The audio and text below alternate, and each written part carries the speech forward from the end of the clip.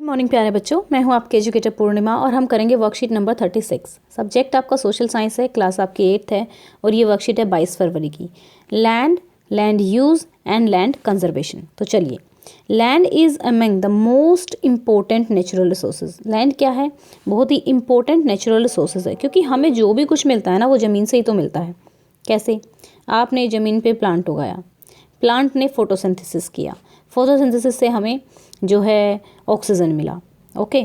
और दूसरा, प्लांट से हमें फूड मिलता है, और ये प्लांट उगते कहाँ हैं? ज़मीन में उगते हैं। तो लैंड जो है एक बहुत इंपॉर्टेंट रिसोर्सेज है। हम अपने घर बनाते हैं, हम जो माइनिंग करते हैं और रोड बनाते हैं, सब कुछ तो लैंड पर ही करते हैं ना। तो बहुत ही इंपॉर्टेंट नेचुरल रिसोर्स है।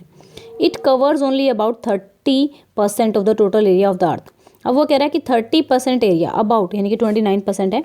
30% एरिया तो हमारी जो अर्थ है उस पे लैंड है, और बाकी 70% क्या है? वाटर है ना, ठीक है। अब the uneven distribution of population in different part of the world is mainly due to the characteristic of a land climate.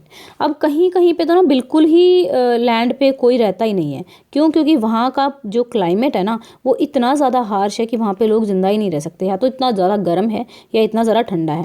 तो कुछ ज़मीन का एरिया ऐसा है खाली पड़ा है, और कुछ ज़मीन का एरिया इतना ज़्यादा पॉपुलेटेड है। अब आप गंगा नदी के आसपास देखोगे ना तो बहुत ज़्यादा पॉपुलेशन है। क्यों? क्योंकि वहाँ वाटर अवेलेबल है, और वाटर अवेलेबल है तो बहुत सारे इंडस्ट्रीज़, बहुत सारा चीज़ें जो है एक्टिविटी वहीं पर होती हैं। The uneven distribution of population in different part of the world is mainly due to varied characteristic of the land and climate.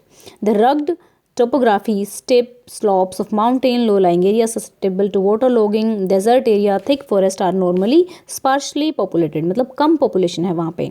और जहाँ पे प्लेन और रिवर वैलीज है वहाँ पे क्योंकि एग्रीकल्चर आराम से हो सकता है, पानी अवेलेबल है, तो क्या है वहाँ पे बहुत ज़्यादा पॉपुलेशन है। अब लैंड का यूज़ देखेंगे।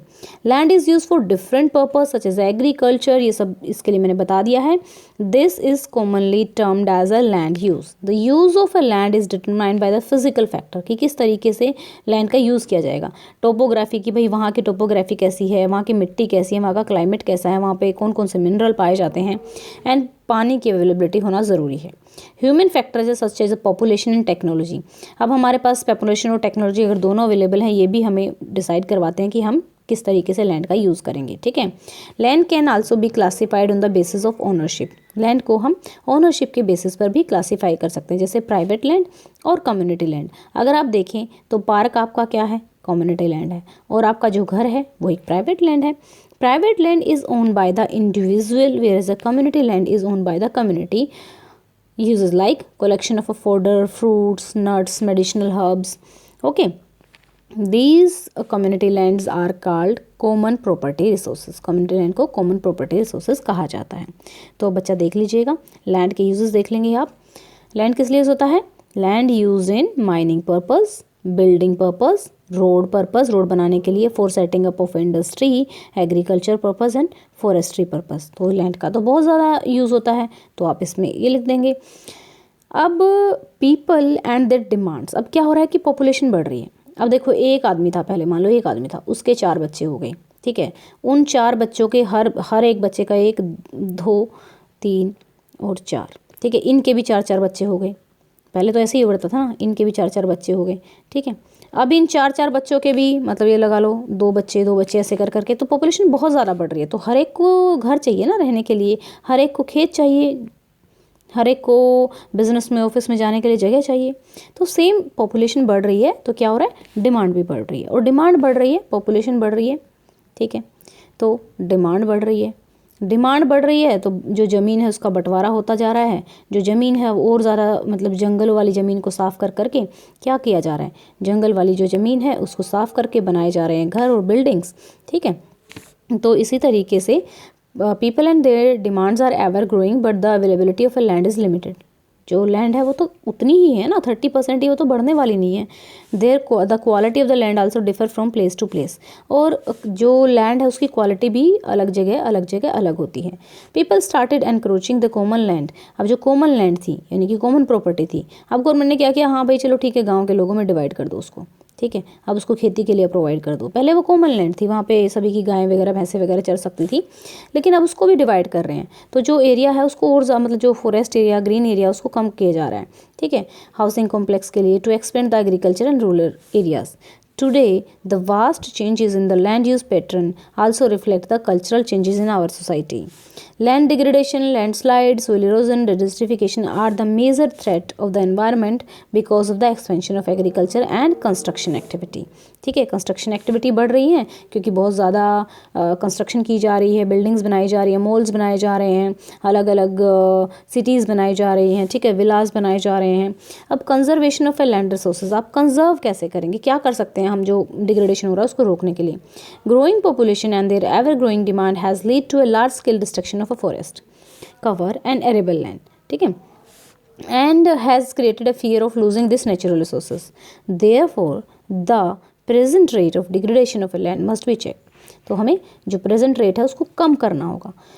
एफॉरेस्टेशन, ठीक है, हमें पौधों को उगाना चाहिए, लैंड को दोबारा मतलब उसकी जो फर्टिलिटी है उसके लिए खाली छोड़ना चाहिए, और केमिकल जो पेस्टिसाइड्स हैं, फर्टिलाइजर्स हैं, उनका कम यूज़ करना चाहिए।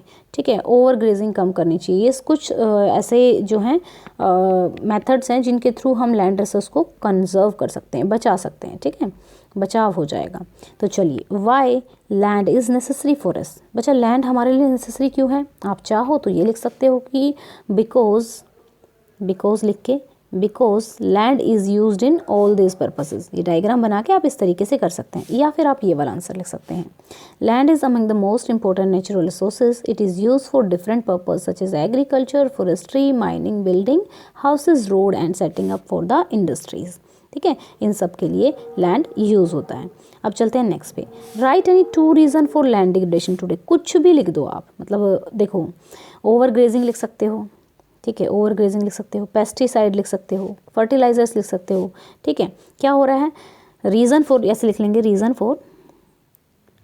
फॉर लैंड डिग्रेडेशन, हेडिंग डालेंगे लैंड डिग्रेडेशन, उसके बाद लिख देंगे पहला फर्टिलाइज़र, दूसरा ओवर ग्रेजिंग, तीसरा पेस्टिसाइड्स। ऐसे लिख सकते हैं या फिर ऐसे लिख सकते हैं। Land degradation due to buildup of commercial area, housing complex in the urban areas, use of pesticides and chemical for farming and increasing population. Okay, ये आंसर नंबर 2 हो गया हमारा। ठीक है, answer number 2। Variety of answer लिखने में अच्छा लगता है। व्हाट आर द, यहाँ पे लिखेंगे what are the ways to prevent degradation. कौन कौन से तरीके हैं लैंड डिग्रेडेशन को प्रिवेंट करने के लिए? Degradation of a land must be checked, afforestation, land reclamation, regulated use of chemical, मतलब हम रेगुलेट करके यूज़ करें, कम यूज़ करें फर्टिलाइजर्स का, हम कम ग्रेजिंग करें। हाँ, इस तरीके से हम क्या कर सकते हैं, लैंड का डिग्रेडेशन जो है रोक सकते हैं। ओके स्टूडेंट्स, तो ये थी हमारी आज की वर्कशीट। आपको पता है 99% of the world population occupy only 30% of the land. ठीक है, the remaining 70% of the land is either sparsely populate. ये कह रहा है कि जो 90% है, देखो ये हमारी अर्थ हो गई।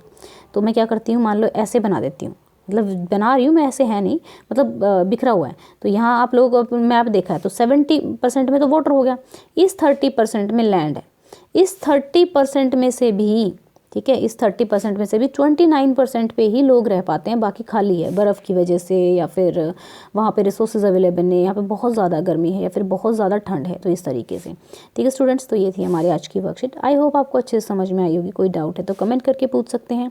अगर आपने चैनल को सब्सक्राइब नहीं किया है तो चैनल को सब्सक्राइब कर सकते हैं। Thank you, have a nice day, may God bless you.